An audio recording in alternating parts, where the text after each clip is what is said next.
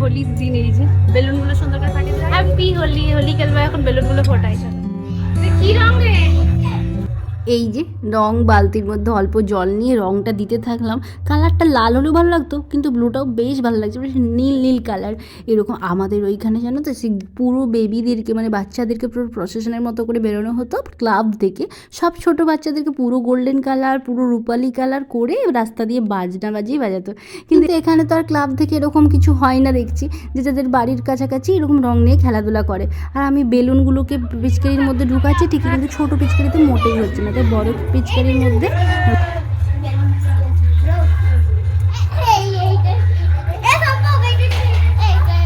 এইটি ভালো হয়েছে, এটা গিফট দে, গিফট দে।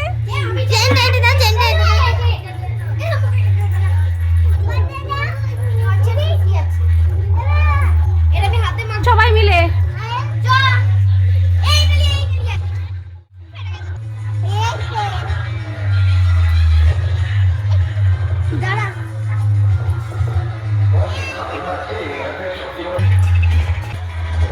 বেলুনের ভিতরে রংটা ঠিক আমি এই প্রথমবার ট্রাই করলাম, যাই হোক পাচ্ছি না। আর এই জন্য ছোটো ছোটো পিচকারিগুলো তো হচ্ছে না, তাই বড় পিচকারি দিয়ে করে করি।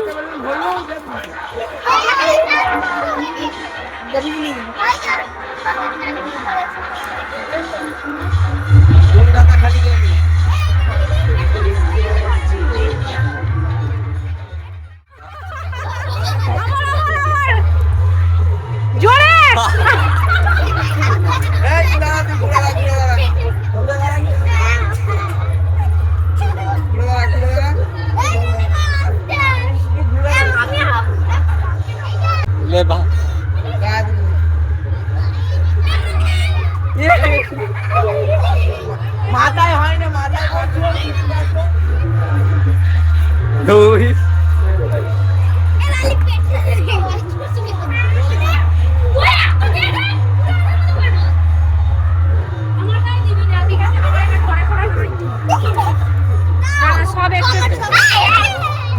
আমরা সেই ছোট্টবেলায় বন্ধুদের সাথে ক্লাসমেট পাড়ার প্রতিবেশী সকলকে নিয়ে জমিয়ে রং খেলতাম, সেই দিনটি মনে পড়ছে ঠিকই।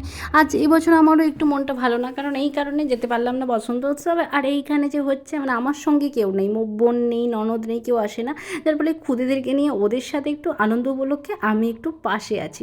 যাই হোক, ওদেরকে একটু সব কিছু রঙের সাথে সাথে আবির দিচ্ছি সবাইকে, প্যাকেট প্যাকেট করে, যে তোরা আবির নিয়ে খেলা কর, তারপর স্নান করিয়ে দেবো, কারণ আর মাখবে না। আর আবহাওয়াটা এখন এতটাই বাজে যে মেয়েটার না শরীর খারাপ করে যাচ্ছে। আর আবহাওয়া সত্যি এই ঠান্ডা একটু গরম একটু, এর ফলে না ভালো নেই শরীরটা। সবাইকে আবিরটা দিতে থাকি। হাতে হাতে করবি না কিন্তু রাখবি, আমি বলে দিচ্ছি। ওইসি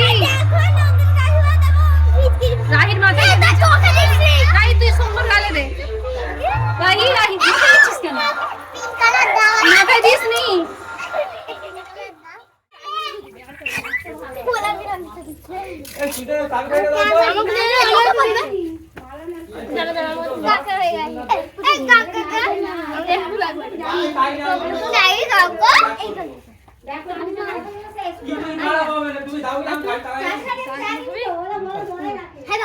বানাবো বেগুনি, আর বেগুনি দিয়ে মুড়ি খাওয়া হবে। রং তো অনেক নিয়ে আসা হয়েছিল, রং খেলা হলো, তারপর আবির নিয়ে একটু খেলা হচ্ছে, কারণ স্নান করিয়ে নিলে আর কেউ খেলবে না। আর রাহির কতটা মজা হচ্ছে, এই প্রথম প্রথম একটু আনন্দ করে খেলতে শুরু করছে। এটা কিন্তু আমরাও খেলতাম ছোটোবেলায়, আরও বেশি অনেক উৎসাহটা বেড়ে যায়। এবছর বসন্ত উৎসবে যাবো ভেবেছিলাম আমি আরামবাগ, কিন্তু রাহির শরীরটা একটু খারাপ, আর আমার প্রচণ্ডই মানে সকাল থেকে শরীরটা খারাপ করছে। নিমন্ত্রণ বাড়ি যেহেতু সত্যনারায়ণের পুজো দেওয়া হচ্ছে, মানে পুজো দিতে যাবো একটু মন্দিরে, মানে পাশের বাড়িতে যাবো বলে আজ গেলাম না। তো তারপর শুনছি যে ওইখানে হচ্ছেও না, রিসর্টে হচ্ছে, তো রিসর্টটায় আর যাচ্ছি না, পরের বছর একটু রাহি বড় হলে নিয়ে যাব। তো যাই হোক, বেগুনি বানালাম এখানে। আর হ্যাপি হোলি সবারই সুন্দর করে মন্দিরগুলো লিখছে। আর আমি একটু পরে যাচ্ছি, খাবারটা বানিয়ে নিই, মন্দিরে গিয়ে ঠাকুরের কাছে আগে আমার ঠাকুরকে দেবো, মানে আমার রাধারানীর চরণে দেবো, তারপর ঠাকুর মন্দিরে যাব। তো চলো, ওপরে এসেছি, স্নান করে ড্রেস চেঞ্জ করে রাধারানীর চরণে দিলাম, সব রকমের আবিরকে দিয়ে প্রণাম করলাম। তারপর সকলের গালে বা কপালে একটু করে দেবো, কারণ ঠাকুরের চরণে দিলে আমি মনে হয় আর মানুষের কারো চরণে দেওয়া উচিত নয়। আমি ভগবানের চরণে দিয়ে প্রণাম করছি, তাহলে সেই আবিরটা আমি কখনোই কারো চরণে দিতে পারি না, সবারই একটু করে কপালে ঠিকিয়ে প্রণাম করতেই পারি। যাই হোক, সব কিছু নিয়ে এবার মন্দিরে এসেছি।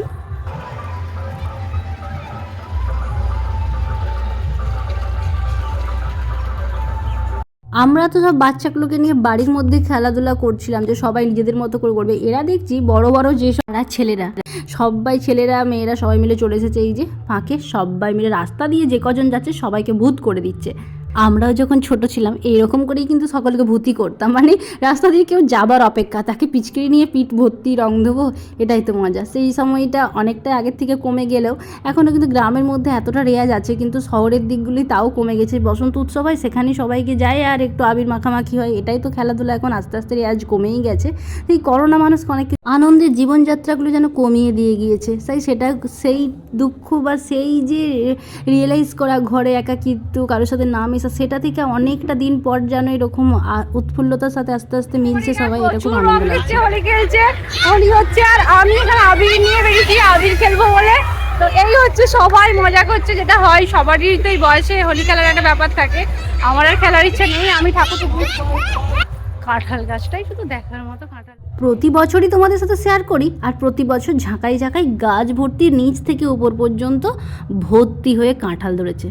যাই হোক, ঠাকুরের কাছে দিলাম, তারপর আমার গালে একটু ভাই দিয়ে দিচ্ছে যে একটু আবির মাখো দিদি, ভগবানের চরণে তো দিল, তো তোমার পরে এরপর তোমার গালেও একটু লাগাই। আমি একটু ভাইকে দিলাম। তারপর এসেছে এই যে এখানে দোল উৎসব, ছোট করে এটা লিখলাম ঠিকই, তারপর ভাবছি যে একটু বড় করে শুভ দোল পূর্ণিমা নিচটায় একটু লেখা যাক। আর সব রকমের যেহেতু নিয়ে এসেছে এখানে লিখছি, ভালো হচ্ছে না মেঝেতে, মানে খসখসে জায়গায় ভালো করে লাইন করে হাতে লিখে তারপর উপর থেকে ছড়াবো বলে ভাবলাম। এখানে লিখে প্রণাম করলাম। এটা যেহেতু আমাদের দামোদর মন্দির, সবসময় এখানে আমরা বাড়ির সব কিছুই হয়ে থাকে জানো, তোমরা দেখেই থাকো। আমি আর রাহি এসেছি, রাহিকে স্নান করিয়ে নিয়েছি, কারণ রাহির শরীরটা একদম ভালো না, জ্বর এসেছে, তার জন্য আমি ওকে অল্পই আবির রং যতটুকু খেলেছে আর ফাঁকে বেড়াতে দিই না। আর এই যে নিচে ভালো করে একটু সময় ধরে লিখলাম। ভিজে ভিজে ভাব আছে, রসাটে ভাব আছে, মানে উল্টো করে ধরে উড়ে দাও। এই ওই রসা ইয়ে আছে বলে হয়, কি আর করা যাবে, শুকনো নয় তাই হলো না। আমি মাখবো দা, দা। বসন্ত উৎসবে যায়নি এই কারণেই, সত্যনারায়ণের পুজো যেহেতু হচ্ছে, সব রকমের ফল মিষ্টান্ন দিয়ে পুজো দিয়েছে। খেলেছে, কিন্তু আমি একটু শুধু আবিরই খেলেছিলাম, গালে যেহেতু র্যাশের সমস্যা হয়েছে তাই এরা চুটিয়ে সবাই রং খেলেছে, আর ভাইকে তো কেউ ছাড়েই না, রং দিয়েছে। আর জমিয়ে সবাই মিলে রং খেলার পর এখন স্নান করতে যাচ্ছে একে একে। আর তোমরা ব্লগের সাথে থাকো। সকলকে জানালাম শুভ দোল পূর্ণিমা, সবাই মজা করে আনন্দ করে দোল খেলো, আর কারো কোনো বিপদ যেন না হয় সেটা অবশ্যই মাথায় রাখবে। চলো সাথে থাকো। আমরাও আজকে নিমন্ত্রণ বাড়ি আছে, যাবো এখন খেতে বেরিয়েছি, কারণ নিমন্ত্রণ বাড়ি আছে।